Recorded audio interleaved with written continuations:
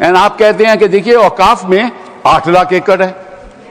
अरे भैया, आपके हिंदू टेम्पल्स में भी इतनी संपत्ति है, वहां आप क्या कर रहे हो? वहां आप क्या कर रहे हो? बाकी स्टेट्स में देखो ना। अच्छा, और ये नहीं कि हर धर्म में सुधार नहीं होना चाहिए, उतार होना चाहिए, मैं आपके साथ सहमत हूं। हिंदू धर्म में भी सुधार लाना चाहिए, लाना चाहिए ना, हिंदू धर्म भी सुधार लाना चाहिए। ऐसा तो नहीं हो सकता। तो जो हमारी सरकार ने किया है वो मुस्लिम भावना के सम्मान के लिए किया है। और जहां तक मैं कहना चाहूंगा, हिंदू समाज के बारे में बात करते हैं, हमारे यहां कोई प्रॉब्लम नहीं है।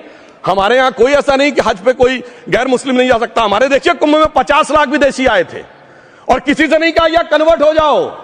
इसलिए मैं कहना चाहता हूं, हिंदुइज्म की धारणा और बाकी धारणा का जो तुलना करने का प्रयास करते हैं वो बहुत उचित नहीं है। मगर सभापति महोदय, इस वक्त में कई अद्भुत नजारे दिखाए।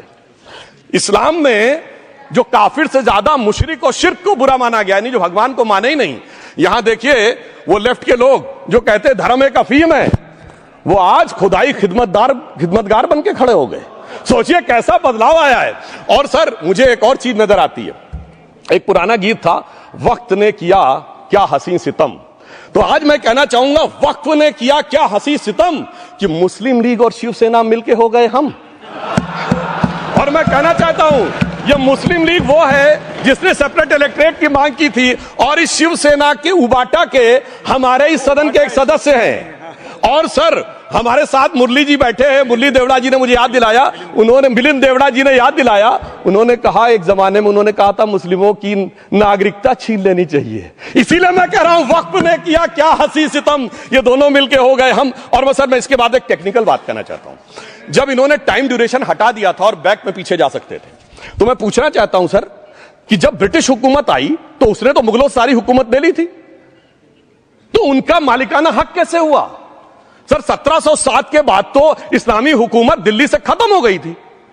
एक आखिरी मुगल बादशाह शाह आलम के लिए तो बोला जाता था सल्तनते शाह आलम दे लाल किले ते पालम, यानी आज का IGI एयरपोर्ट।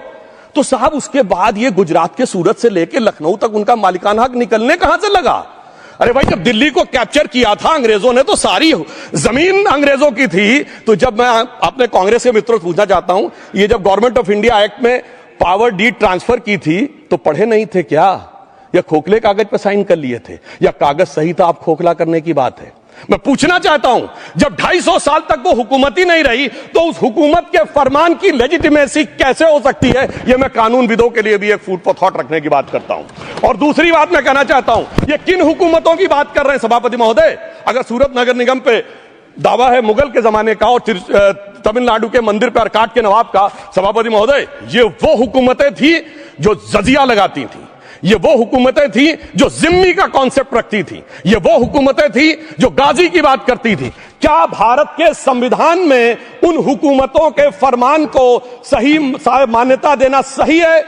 बिल्कुल गलत है। मैं कहता हूं, बाबा साहब अंबेडकर के संविधान में यदि आप ऐसी हुकूमतों के फरमान को रखने की कोशिश करते हैं तो this is fraud on constitution. और हमारी सरकार ने अगर बैकडेट से वो बंद किया है तो उस फ्रॉड को रोकने की पूरी व्यवस्था की है। और यहां पर मैं ये भी कहना चाहता हूं सभापति महोदय, जमींदारी उन्मूलन 1948 में हो गया, मगर ये बाद में जमींदार कैसे क्रिएट हो गए? हमने बचपन में विनोबा भावे, हम लोग के जन्म से बहुत पहले की बात है, विनोबा भावे जी के भूदान आंदोलन की बात सुनी थी, जिसमें जमींदारों से पैसा लेके जमीन लेके गरीबों को दी जाती थी। पर सभापति महोदय, कभी आपने सुना कि गरीबों की जमीन जमींदारों को मिल जाए? वो 2013 के बोर्ड ने वो व्यवस्था कर रखी थी। यानी वो भूदान आंदोलन था गांधी जी के शिष्य विनोबा जी का, तो आज के गांधियों के नेतृत्व में भू हड़प आंदोलन शुरू हो गया। अगर वो भूदान आंदोलन था तो ये भू हड़प आंदोलन था। इसलिए मैं एक और बात भी कहना चाहूंगा सभापति महोदय कि जिन हुकूमतों के फरमान की बात की जाती है, एक और फैक्ट है, इसको कोई अन्यथा न ले, जितने मुस्लिम बादशाह अलाउद्दीन खिलजी के बाद उन्होंने बगदाद की खलीफा का खुतबा पढ़ा है। That is a foreign rule, it's on record. कैसे उसको भारत सरकार मान्यता दे सकती है? इसलिए मैं कहना चाहता हूं, जरा सा गौर से देखेंगे तो हकीकत आपके सामने आ जाएगी। और क्या कभी किसी ने कल्पना की, किसी क्रिश्चियन ने तो नहीं कहा कि इंडिया गेट हमारा है, गेटवे ऑफ इंडिया हमारा है, और चर्च नहीं सही फिर भी चर्च गेट हमारा है? तो फिर यह केवल किसी एक के दिमाग में क्यों आती है? हमने जो इवैक्यू एक्ट के तहत दे दिया था पाकिस्तान के गए लोगों को, क्या हमारे जो सिख और हिंदू भाई आए थे उनकी जमीनें मिली? अरे महाराजा रणजीत सिंह की राजधानी लाहौर थी और काबुल तक था राज, तो क्या उन्होंने जमीनें नहीं दान दी होगी गुरुद्वारे और मंदिरों को? वो मिली। अरे वो तो छोड़िए, ननकाना साहब और करतारपुर साहब तक नहीं मिला था। इससे दिखाई पड़ता है कि कितनी एक तरफा हम लोगों ने कोई निगोशिएट ही नहीं किया और उसे करने की बात कही थी। इसलिए मैं कह सकता हूं सर कि अब हमारी सरकार ने जो संशोधन किए हैं, अब यह मजहबी हुकूमत के फरमान से नहीं, बाबा साहब अंबेडकर के संविधान से चलने वाला है। अब मैं अंत में उस विषय के ऊपर आता हूं जिसे सांप्रदायिक राजनीति बनाम सेकुलर राजनीति इसके ऊपर कहा जाता है। सभापति महोदय, मैं बताना चाहता हूं कि जब आजादी मिली उसके बाद क्या किसी ने डिमांड किया था कि हमें वक्फ बोर्ड चाहिए? नहीं किया था। फिर क्यों 54 में दिया गया? किसी मुस्लिम ने डिमांड किया क्या कि मदरसे चाहिए? फिर क्यों दिया गया? मुस्लिम समाज तो राष्ट्र की मुख्य धारा में आने को तैयार था, इसीलिए यूसुफ खान, दिलीप कुमार के नाम से आने में उन्हें कोई प्रॉब्लम नहीं थी। महजबीन बानो को मीना कुमारी के रूप में आने में प्रॉब्लम नहीं थी। मुमताज बेगम को मधुबाला बन के आने में प्रॉब्लम नहीं थी। हामिद अली को अजीत के रूप में आने प्रॉब्लम नहीं थी। मगर और मैं यह भी बताना चाहता हूं, मुस्लिम समाज में बहुत बड़ा तबका उस समय इस बात को सोच रहा था, और अभी कपिल सिब्बल साहब बोले, ये उस चीज के वकील नहीं, इन्हें पता होना चाहिए, पता होगा कि सुन्नी सेंट्रल वक्फ बोर्ड राम मंदिर में 1961 में मुद्दई बना है, 12 साल के बाद। क्योंकि के मोहम्मद ने लिखा है कि एक बहुत बड़ा तबका था जो ये मानता था कि हमें इस चक्कर में नहीं पड़ना चाहिए। मगर अफसोस कि वही लेफ्टिस्टों, सेकुलरिस्टों ने उनको समझाकर इस मुकाम तक लाकर खड़ा कर लिया। अब यहां मैं एक और बात कहना चाहूं, खैर छोड़िए उन सरकारों ने बाद में क्या दिया, मगर उसके बाद सुनिए, इंदिरा जी के जमाने में मुस्लिम पर्सनल लॉ बोर्ड आया, तो राजीव जी के जमाने में शाहबानो केस आया, तो नरसिम्हा राव के जमाने में 95 का एक्ट आया, तो मनमोहन सिंह जी के जमाने में 2013 का एक्ट आया, मगर इलाज नहीं निकला। तो इसे एक शेर में कहूंगा कि मरीजे सेकुलर इश्क पर लानत खुदा की, मर्ज बढ़ता गया जो दवा की। अब मैं सभापति महोदय एक और बात कहना चाहता हूं। शुरू के 20-25 साल में मुस्लिम समाज के बारे में मैं कहना चाहता हूं, आज जब आजादी मिली तो मुस्लिम समाज के प्रतीक कौन थे?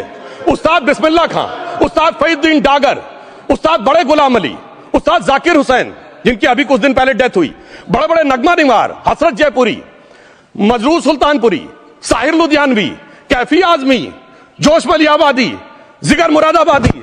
अब सर क्या हो गया? तब मुस्लिम समाज इन अदब के शाहकारों के साथ जोड़ा जाता था। आज मुस्लिम समाज का नेतृत्व किन लोगों के साथ जोड़ता है? इशरत जहां, याकूब मेनन, मुख्तार अंसारी, अतीक अहमद, दाऊद इब्राहिम। कौन जोड़ रहा है ये? तब से सर, जब से ये सेकुलर हो गया देश 1976 से और सेकुलर सियासत शुरू हुई, उसने ले जाकर इनको इस मुकाम तक पहुंचाया। और इस वक्फ बोर्ड के बिल में भी जो बात कही जा रही है सर, मुस्लिम समाज को यह समझाया गया कि तुम्हें बीजेपी वालों को तुमसे बड़ी अदावत है, और कहा गया इनको बड़ी मोहब्बत है। जब यह देश आजाद हुआ, मैं उत्तर प्रदेश का रहने वाला हूं, उत्तर प्रदेश में 1931 की सेंसस में 8% रेट ऑफ डेथ थी और सैयद मुसलमानों में 24% थी। यूपी की ब्यूरोक्रेसी में 20% थे। आज कहां चले गए सब? मैं एक लाइन में कहना चाहूंगा, ये अदावत और मोहब्बत की सियासत में ऐसे फंसे कि किसी को किसी की मोहब्बत ने मारा, किसी को किसी की अदावत ने मारा, मगर इस शराफत अली को सेकुलर सियासत ने मारा। और मैं सभापति महोदय एक और बात कहना चाहता हूं कि